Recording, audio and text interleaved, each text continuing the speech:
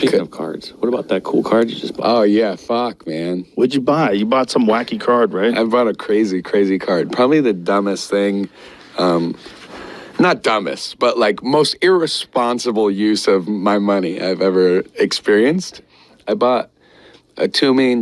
These are the 10 best recent sports card trends in no particular order. It's a game of nuance, and it's just like, it's the best game ever created. Really? Ever created. Wow. Yep, in history. Wow. Stay tuned for more on that, but our first recent trend is record high card sale prices. In late 2023 December, Babe Ruth's rookie card sold for just over $7 million, and that coming off record high sales in 2022. Mickey Mantle's card, the highest sports card ever sold, for $12 million. It remains red hot. If you need some proof, well, here you go. So a Babe Ruth rookie card was just sold for $7.2 million at auction, making history as one of the highest prized baseball cards. There were 9 sales of sports cards that sold for over $1 million this year. I didn't include the Magic and Pokemon cards in the total, but you can see a Magic the Gathering card did sell for $2 million this year. While in an impressive list, here is the total number of sports cards that have sold for over $1 million in the last 10 years. And you can see that we are back to the totals of 2020. We'll pause the video right here, and well, the numbers speak for themselves. And really, I'd be interested to see in 2024, are we going to see 9 somewhere around there? Are we going to see far less or far more? And it's going to be a really good gauge to see, is the sports card market still trending in an upwards directory? Is it falling off, or is it at least stabilizing? Trend number 2 is busy card shows. And well, I don't think people knew if this would last after COVID. When COVID was finally over and we could have card shows and be out again, they were jam-packed busy, and that's when the card market, at least price-wise, was at its absolute peak and highest, and it's fallen from there. But the nice thing is this is the card show I went in the beginning of 2024, and you can see it was very busy. Not too busy where it wasn't enjoyable, but just on the brink. I mean, there was a lot of people there. The show was 50%, 60% sports cards, and then 40-50% Pokemon or other. And then here is the National last year, 2023. This is not my video. I was not there, but this is just video of it. And again, you can see how busy it truly is. And this is a good sign for sports cards. Card shows are not free.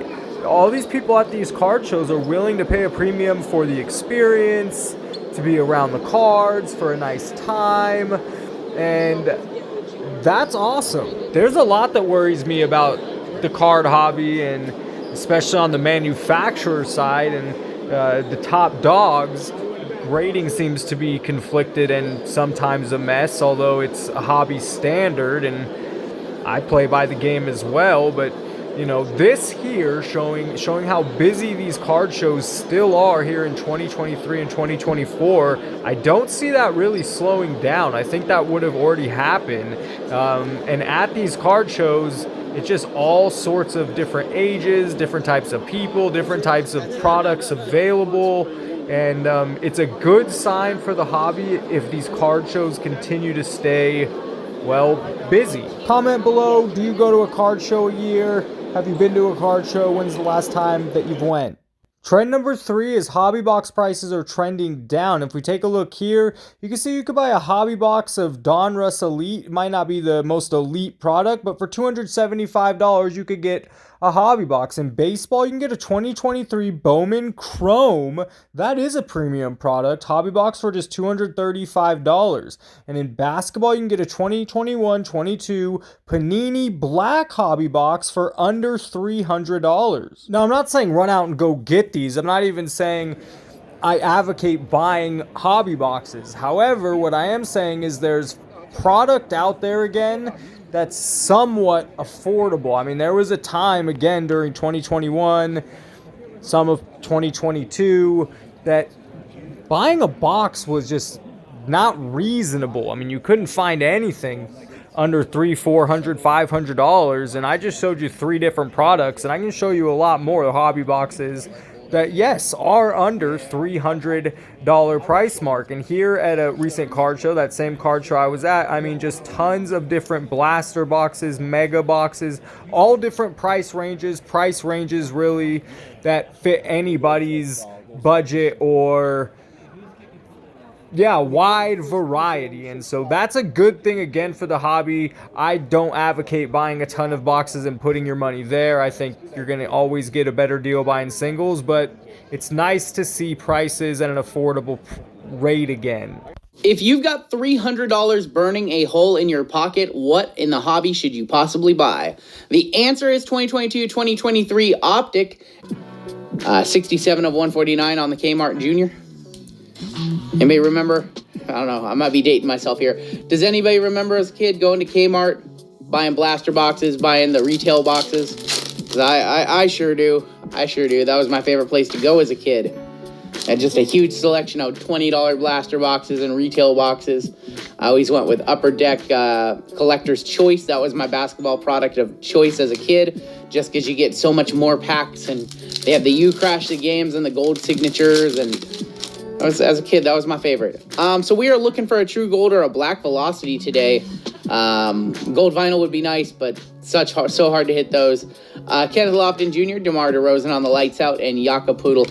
Trend number 4 is Facebook groups and claim sales. And really all social media has been kind of good for sports cards, whether that be YouTube, Twitter, Instagram. But in this particular trend, we're going to focus on Facebook. Facebook groups work a bit different than what I've recognized Instagram or Twitter. And there's really a lot going on, from people just having a good time to other groups that are dedicated to buying and selling. And in this vintage group here, there's claim sales and auctions going on and a lot of action, and you're missing out if you're not a part of it. 36,000 members. Here's Sports Card Nonsense, over 150,000 members, and this is just more of a mess around page. What we're talking about today is tips for buying and selling through Facebook, because this can actually be a really great way to save fees and build a community and build trust and do some deals on some cards that you otherwise might not get the opportunity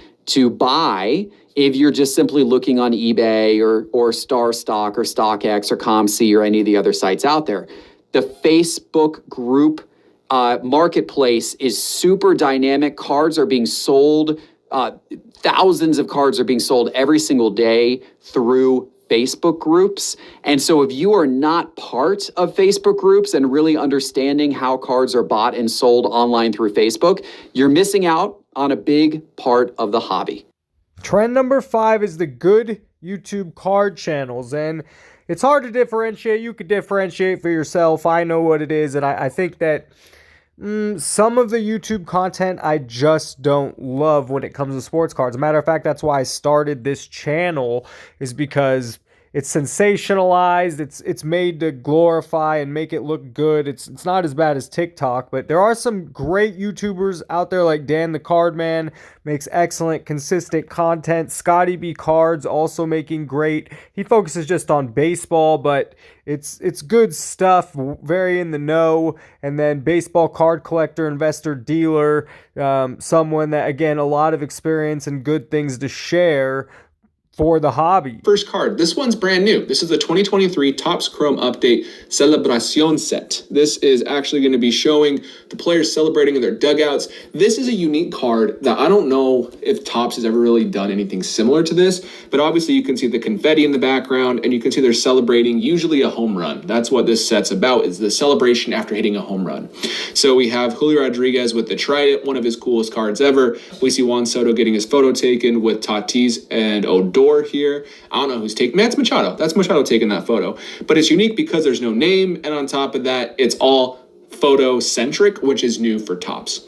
If we take that a step further, we can actually look at this set, and it's a really strong set. There's rookies on here as well, but overall, I do like this set because they're all serial numbered to 99 or less. So if you want to get a base, it's numbered to 99. Then you can get the gold, the orange, the red, and the superfractor. That's it. I love when Topps keeps a rainbow simple. It helps make all the cards more valuable, and having them all serial numbered just makes these cards more sought after. They could have easily just said super short print, print and not numbered them, but the fact that they did, I think, is a big plus for these cards and for collectors. Trend number 6 is falling card prices. Now, I made a video last week on the worst 10 trends, and this was one of the worst 10 trends in sports cards right now, but we can flip it around and also look at it as a very big positive in the hobby. Michael Jordan rookie card PSA 7. You can see 2 years ago it was consistently selling for about $6,000, and it fell in price to around $5,000, but currently it's selling for $4,100. That is a big drop off in price on a very popular player, of course, and an in-demand card. Here is Tom Brady's rookie card in Bowman PSA 8. It's selling for $650, and you can see this card was steadily selling for over $1,000, even $1,500 a couple years ago. And in a PSA 10, it's really the same story. It's $6,000 currently, and again, you can see prices as high as $12,000. And a year and a half ago, 2 years ago, this was selling for $8,000, and it's dropped by over 25% and even more. I'm not sure what the Tim Duncan demand is, but I do know he's an all-time great. Here's his PSA 10. Was selling for $500, $400. Now you can get this thing all the way down at $200. His Topps Chrome PSA 10, one of his top rookie cards. The reason this falls into one of the best trend categories is because people can pick up deals on things they want or things that they think might appreciate in value over time, whereas a few years ago when cards had peaked, that wasn't the case. So falling prices is good as long as they just don't fall for the next decade. Trend number 7 is the very popular trading card games, and this works in many directions. There's just a lot of the youth is into these trading card games. Then they grow up to be adults, and take a look at who's playing Magic the Gathering. The more these cards thrive, it's just good for sports cards. It adds more legitimacy, it adds more fans and more eyeballs to our hobby, although it's just not sports. Speaking of cards, what about that cool card you just bought? Oh yeah, fuck, man. What'd you buy? You bought some wacky card, right? I bought a crazy card. Probably the dumbest thing. Not dumbest, but like most irresponsible use of my money I've ever experienced. I bought a $2 million Magic the Gathering card. Wow. So it's a Lord of the Rings Magic the Gathering collab they did. And there's only one of them. There's only one card. There's only one of them. So out of all the boosters, all the collectors packs they sold, that was the one. And a guy in Toronto, his name's Brooke. He's an absolute fucking legend.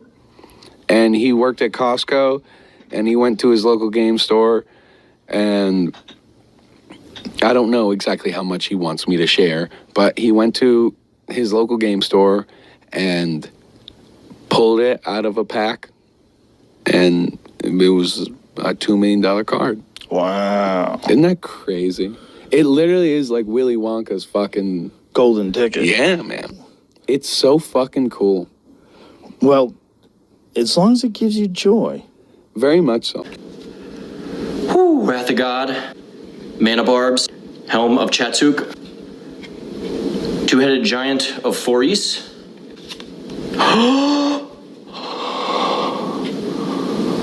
I did it.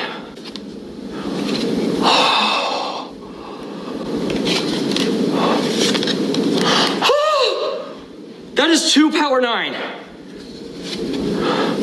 Venduran Enchantress. One more. And a Plateau. Oh my gosh, talk about worth it opening that. I got a Mox and a Time Walk. Woo! Gosh! Oh my gosh, that's a rush. As part of the deal, I was able to secure a PSA 9. I also have, this is an IOU $4 million. This is monumental, this is historical, this will never happen again. This is gonna be the biggest collectible deal ever done in history. Oh my God.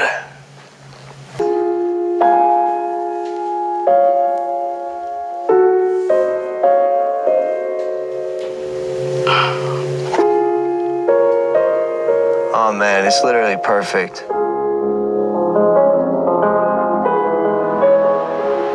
I'm official adjudicator, and I can tell you the following. The most expensive Pokemon trading card sold at a private sale is a PSA Grade 10 Pikachu illustrated card, $5,275,000 on July 22nd, 2021. You are officially amazing. Congratulations, you are new. Let's go.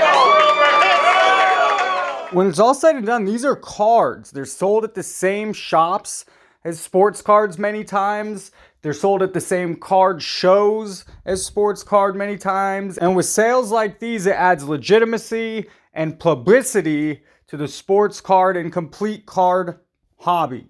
Trend number 8 is athletes and celebrities collecting sports cards. We just saw Post Malone. We just saw Logan Paul collecting trading card games, but in sports cards, we have a lot of athletes and other celebrities in as well. Corbin Carroll recently announcing he is collecting his own cards. He just won National League Rookie of the Year. How can that be bad for baseball cards? I'm not the only professional athlete that has caught the collection bug. I'm starting to get a bunch of my cards back. So here I got the Blue Scope rated rookie, and I wrote Quadzilla on it. So I have a bunch of those in here. I got some from BC. I said we are BC.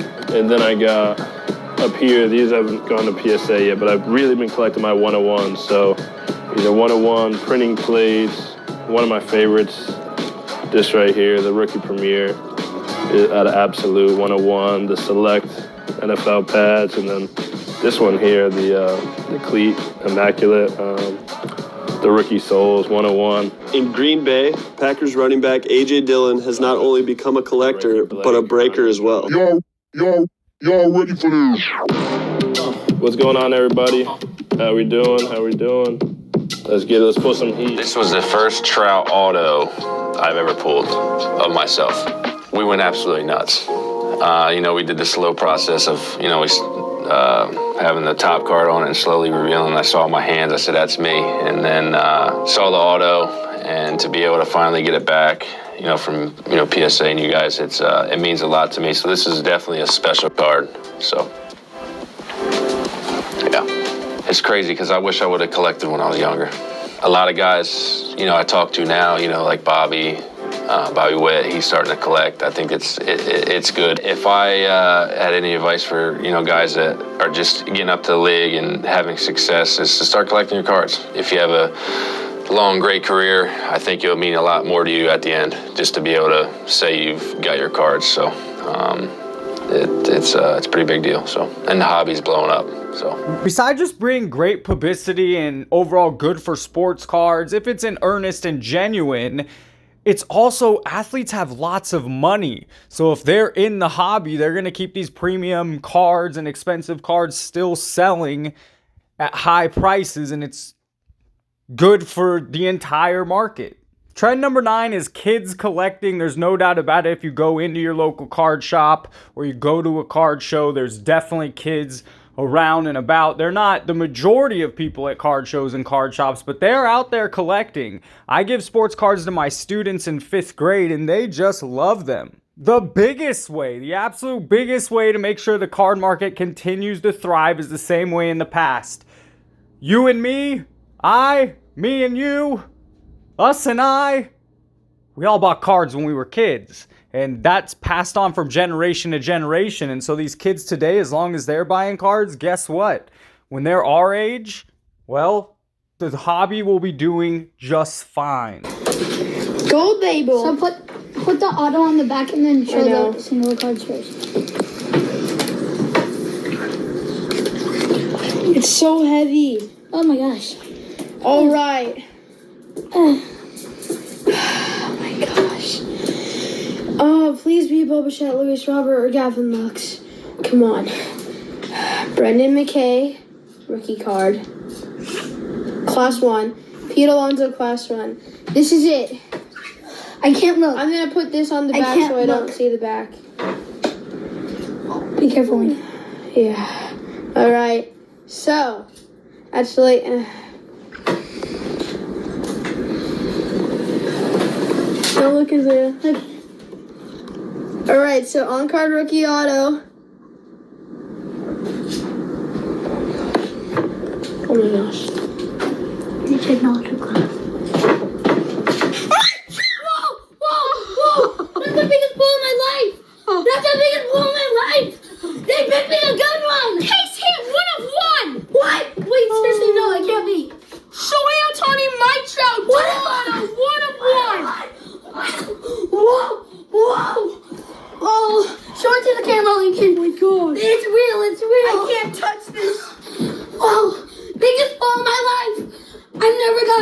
Oh, 1/1 Mike Trout and Shohei Ohtani autograph.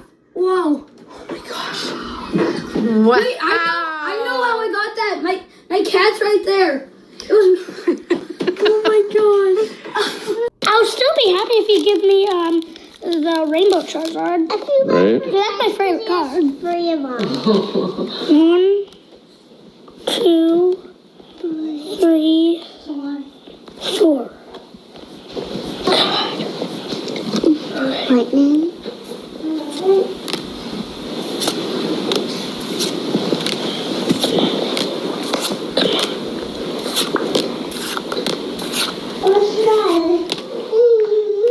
What the flip? What? What? Oh my god! Oh my god! Oh my god! Oh my god! Oh my god! Oh my gosh! Buddy! Oh my gosh! Now, you notice on this list, there's nothing to do with manufacturers, printers, or the cards themselves. So trend number 10 is Topps. Let's preface this with saying Topps, Panini, all of them. They're printing too much. They're thinking about themselves and not always about the customer or us. However, Topps is doing some things right. This MVP buyback they do in baseball is really neat and cool. If you end up getting the base cards or some of the cards of the MVP, you could take them into your local card shop and get money or credit to the shop to buy product. Next is Topps Now, where they're printing on-demand cards of iconic moments, big-time plays, things like this. For instance, here's Aaron Judge 2023 3-home run game, and you could even see the print run. That's why I love these things. It's just under 3,000. These cards are only available sometimes for 24 hours, sometimes a week, and then never again. And the last thing about Topps is, on average, their products tend to be more affordable than Panini products, and that is definitely a plus. And now that basketball and football products are going to be Topps, owned by Fanatics, hopefully we see that same thing follow. If you enjoyed the video, please hit the like button so I know to make more videos like this. Share the video and subscribe so you never miss one. What up, everybody? This is Robert Ory, aka Big Shot Bob, and you're watching Professional Sports Cards. Hey, by the way, go buy my rookie card.